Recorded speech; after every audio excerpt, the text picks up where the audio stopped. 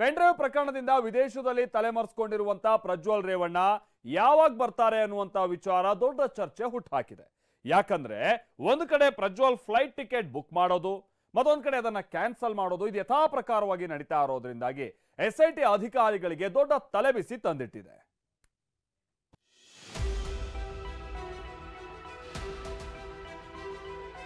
ಯಾರಿಗಿದೆ ಮಾಹಿತಿ?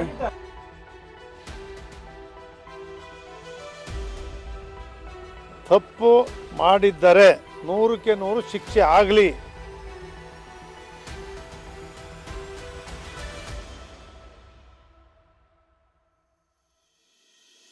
ಆಟ ಕಳ್ಳಾಟ. SIT ಅಧಿಕಾರಿಗಳ ಜೊತೆ ಪ್ರಜ್ವಲ್ ರೇವಣ್ಣ ಶುರು ಮಾಡಿದ್ರ ಕಣ್ಣ ಮುಚ್ಚಾಲೆ ಆಟ. ಪೆನ್ಡ್ರೈವ್ ಪುರಾಣ ಜಗಜ್ಜಾಹೀರಾಗ್ತಾ ಇದ್ದ ಹಾಗೆ ನಾಪತ್ತೆಯಾಗಿದ್ದ ಸಂಸದ ಪ್ರಜ್ವಲ್ ರೇವಣ್ಣ ಅದ್ಯಾವ ದೇಶದಲ್ಲಿ ಅಡಗಿದ್ದಾರೆ, ಅದ್ಯಾವಾಗ ಬರ್ತಾರೆ ಅನ್ನೋದು ಇಂದಿಗೂ ಯಾರಿಗೂ ಗೊತ್ತಿಲ್ಲ. ವಿದೇಶಕ್ಕೆ ಹಾರಿ 19 ದಿನಗಳು ಕಳೆದ್ರೂ ಪ್ರಜ್ವಲ್ ವಾಪಸ್ ಬರ್ತಾರಾ ಅನ್ನೋ ಸುಳಿವು ಕೂಡ ಸಿಕ್ಕಿಲ್ಲ. ಪ್ರಜ್ವಲ್ ಬಂಧನಕ್ಕೆ ಬ್ಲೂ ಕಾರ್ನರ್ ನೋಟಿಸ್ ಅನ್ನ ನೀಡಿ ರೆಡ್ ಕಾರ್ನರ್ ನೋಟಿಸ್ ಜಾರಿಗೂ SIT ಸಿದ್ಧತೆಯನ್ನ ಮಾಡಿಕೊಂಡಿದೆ. ಹೀಗಿರುವಾಗಲೇ ಪ್ರಜ್ವಲ್ ರೇವಣ್ಣ ಪದೇ ಪದೇ ಫ್ಲೈಟ್ ಟಿಕೆಟ್ ಬುಕ್ ಮಾಡಿ ಮತ್ತೆ ಕ್ಯಾನ್ಸಲ್ ಮಾಡ್ತಿದ್ದಾರೆ. ಇದು SITಗೆ ತಲೆಬಿಸಿ ತಂದಿಟ್ಟಿದೆ.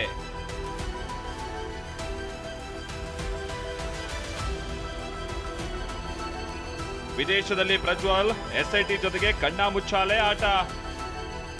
Germany to Bengaluru ticket book, cancel, ಮತ್ತೆ ಬುಕ್. ಇದೇನು ಕಾದ್ ನೋಡೋ ತಂತ್ರನೋ ಅಥವಾ ಕಳ್ಳಾಟದ ಕುತಂತ್ರವೋ ಗೊತ್ತಿಲ್ಲ ನೋಡಿ. ಜರ್ಮನಿಯ ಮ್ಯೂನಿಚ್ ನಲ್ಲಿರುವಂತಹ ಪ್ರಜ್ವಲ್ ಭಾರತಕ್ಕೆ ಬರೋದಕ್ಕಾಗಿ ಫ್ಲೈಟ್ ಟಿಕೆಟ್ ಬುಕಿಂಗ್ ವಿಚಾರದಲ್ಲಿ ಕಳ್ಳಾಟ ಆಡ್ತಿದ್ದಾರೆ. ಲೆಕ್ಕಾಚಾರವಾಗಿ ಇವತ್ತು ಪ್ರಜ್ವಲ್ ರೇವಣ್ಣ ವಿದೇಶದಿಂದ ಭಾರತಕ್ಕೆ ಬರಬೇಕಿತ್ತಂತೆ. ಆದ್ರೆ ತಾವು ಬುಕ್ ಮಾಡಿದ್ದಂತ ವಿಮಾನದ ಟಿಕೆಟ್ ಅನ್ನ 4 ದಿನದ ಹಿಂದೆನೆ ಕ್ಯಾನ್ಸಲ್ ಮಾಡಿದ್ದಾರೆ. ಲುಫ್ತಾನ್ಸಾ ವಿಮಾನದ ಟಿಕೆಟ್ ಬುಕಿಂಗ್ ರದ್ದಾಗಿದ್ದು ಹಣ ಮಾತ್ರ ವಾಪಸ್ ಬಂದಿಲ್ಲ.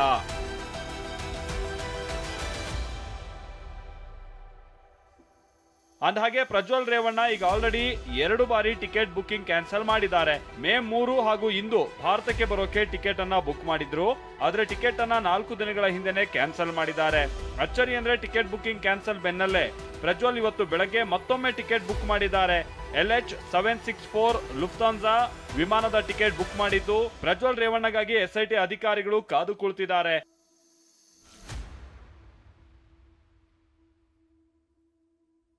ಪ್ರಜ್ವಲ್ ವಿಚಾರವಾಗಿ ರಿಯಾಕ್ಟ್ ಮಾಡಿರುವಂತಹ ಗೃಹ ಸಚಿವ ಪರಮೇಶ್ವರ್, ಪ್ರಜ್ವಲ್ ರೇವಣ್ಣ ಎಲ್ಲಿದ್ದಾನೆ ಅನ್ನೋದು SITಗೆ ಗೊತ್ತಿದೆ, ನಾವು ಯಾವುದನ್ನು ಹೇಳೋಕ್ ಬರೋದಿಲ್ಲ ಅಂತ ಹೇಳಿದ್ದಾರೆ.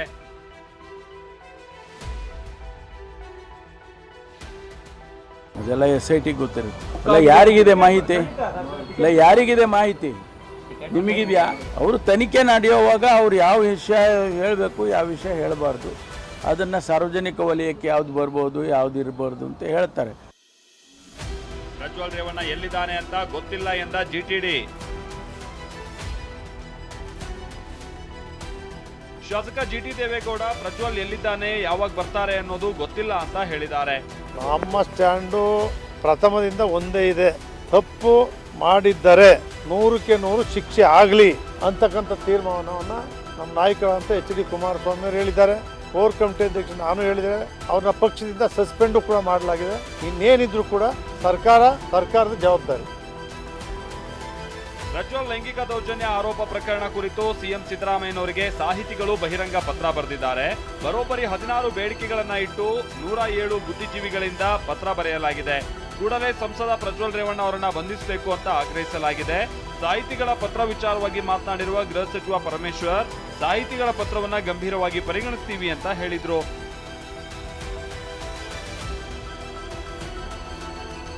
ಸಾಹಿತಿಗಳು ಬರೆದಿರ್ತಕ್ಕಂಥ ಪತ್ರವನ್ನು ಭಾಳ ಗಂಭೀರವಾಗಿ ಪರಿಗಣಿಸ್ತೇವೆ. ಯಾಕೆಂದರೆ ಅವರಿಗೆ ಸಮಾಜದ ಕಳಕಳಿ ಇರ್ತಕ್ಕಂಥವರು,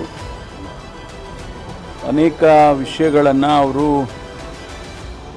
ಪ್ರತಿನಿತ್ಯ ಗಮನಿಸ್ತಾ ಇರ್ತಾರೆ. ಅಂಥವ್ರ ಅಭಿಪ್ರಾಯಗಳನ್ನು ಭಾಳ ಗಂಭೀರವಾಗಿ ಸರ್ಕಾರ ತಗೊಳ್ಳುತ್ತೇವೆ.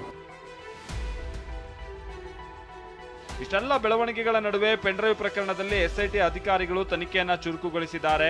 ಹಾಸನ ಜಿಲ್ಲೆಯಲ್ಲಿ ಬರೋಬ್ಬರಿ 18 ಕಡೆಗಳಲ್ಲಿ ದಾಳಿ ನಡೆಸಲಾಗಿದೆ. ನಿನ್ನೆಯಷ್ಟೇ ಬಿಜೆಪಿಯ ಮಾಜಿ ಶಾಸಕ ಪ್ರೀತಮ್ ಗೌಡ ಆಪ್ತರ ಮನೆಗಳ ಮೇಲೆ ದಾಳಿಯನ್ನ ಮಾಡಲಾಗಿತ್ತು. ಇವತ್ತು ಮುಂಜಾನೆ 3:30ರವರೆಗೂ ಶೋಧ ಕಾರ್ಯ ನಡೆಸಲಾಗಿದೆ. ದಾಳಿಯ ವೇಳೆ ಹಲವು ಮಹತ್ವದ ಸಾಕ್ಷ್ಯಗಳನ್ನ ಅಧಿಕಾರಿಗಳು ವಶಕ್ಕೆ ಪಡೆದಿದ್ದಾರೆ.